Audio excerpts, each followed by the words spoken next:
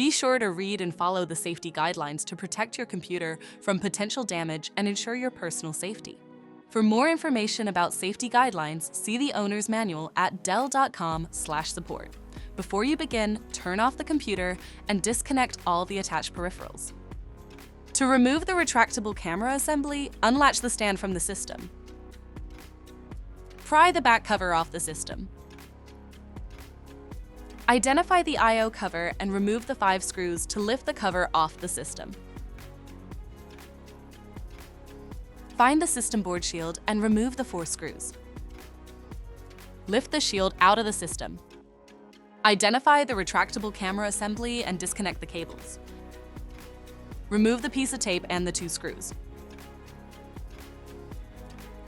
Lift the assembly out of the system.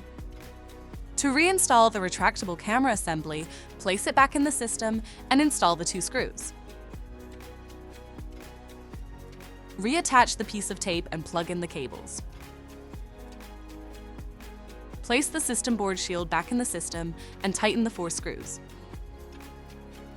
Reattach the I/O cover and install the 5 screws to secure it. Secure the back cover on the system and relatch the stand. For more information about your Dell system, visit dell.com/support.